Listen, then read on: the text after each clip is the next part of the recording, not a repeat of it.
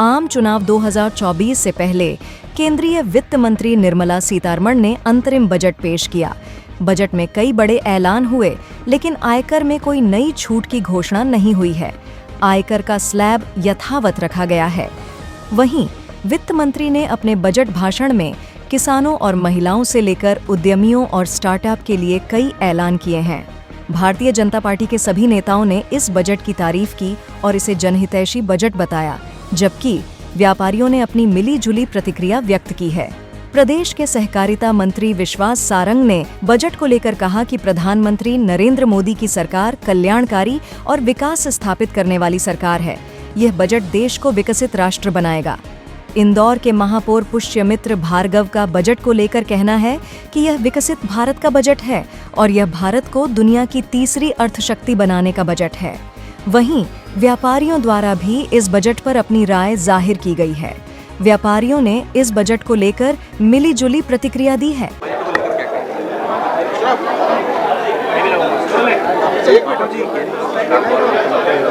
जो बजट आज लोकसभा में प्रस्तुत हुआ है, ये बजट भारत के विकसित भारत का बजट है। मेक इन इंडिया के साथ साथ ट्रेवल इन इंडिया और भारत को दुनिया की तीसरी अर्थशक्ति बनाने का बजट है।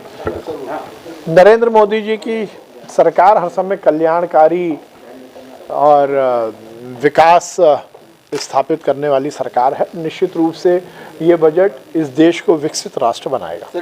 ये एक कंटिन्यूस प्रक्रिया को रखने के लिए लेखा अनुदान अंतरिम बजट दिया गया है और फाइनल बजट तो नई सरकार आने पर इलेक्शन के बाद आएगा और इसमें एक तरह से पुरानी जो व्यवस्था हैं उनको अगली सरकार तक आगे आने तक की व्यवस्था अनुरूप बनाने की दृष्टि से ये बजट है।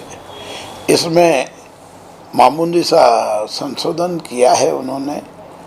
नए ITI खोलने के प्रस्ताव दिए हैं, हवाई अड्डों को विकसित करने का दिया है, नए रेलवे रूट का दिया है। साथ ही उन्होंने गरीबों को 80 करोड़ लोगों को जो कम कीमत पर अनाज मुफ्त योजना के तहत 1 रुपये 2 किलो, ये इस प्रकार के वो निर्णय हुए हैं। उद्योगों के हित में निर्णय होना बाकी है। देश में इंडस्ट्रीज को बढ़ावा मिले, इंडस्ट्रीज बढ़े। हर राज्य में कम से कम 10 इंडस्ट्रीज जोन ऐसे होना चाहिए जो राज्य की प्रगति के लिए सहायक हों। इन सब पे अभी सरकार को मंथन करना है और बजट कुल मिलाकर नई चुनाव तक की व्यवस्था को आगे बढ़ाने का अनुरूप दृष्टि से दिया गया है। राहत वाला बजट कहा जाए? नहीं, टैक्स और बाकी कोई दरों में कटौती बढ़ोतरी इस सब बजट में नहीं है, मगर बजट में एक बात को गंभीरता से ध्यान देने की आवश्यकता थी कि पिछले 50 सालों से 2-4-10 सालों नहीं 50 सालों से तेल पर ऑयल पर हम आत्मनिर्भर नहीं हुए। आज भी हिंदुस्तान की पैदावार मूंगफली, सोयाबीन, अनाज, तेल, सूरजमुखी, इनका जो उत्पादन होता है उससे लगभग 30% ऑयल ही भारत के किसानों के द्वारा उत्पादित वस्तुओं से होता है और 70% लगभग आयात हमको इस मुल्क के बाहर से अन्य देशों से करना पड़ता है।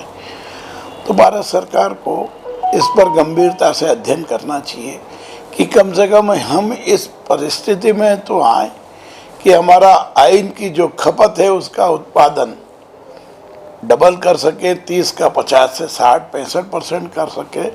आज जब हम 70% आयात कर रहे हैं उसको घटाने की ओर ध्यान देने की आवश्यकता है।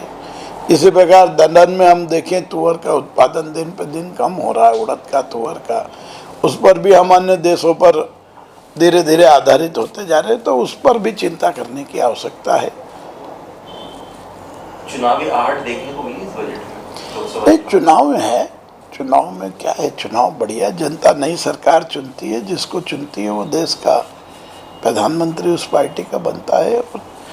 इस बजट में कुछ भी कम ज़्यादा करने जैसा अभी कुछ नज़र नहीं आया, क्योंकि ये अंतरिम बजट है, 3 महीने के लिए है, और जो भी बदलाव होते हैं तो वो इलेक्शन के बाद नई सरकार अपने तरीके से टैक्स प्रथा को घटाना, राहत देना, टैक्स लगाना, वो निर्णय करती है। एक स्लिप में बदलाव नहीं हुआ, इसको किस तरह से देखते हैं? व्यापारियों की मांग थी कि इसमें नहीं, चूंकि मैंने बताया ना, ये बजट तो अभी लेखा अनुदान 1 अप्रैल से जो खर्च होंगे वो पास करने के लिए है, इसलिए इसमें खर्च बढ़ाना घटाना सरकार का दायित्व है, मगर इसमें कोई बदलाव नहीं किए।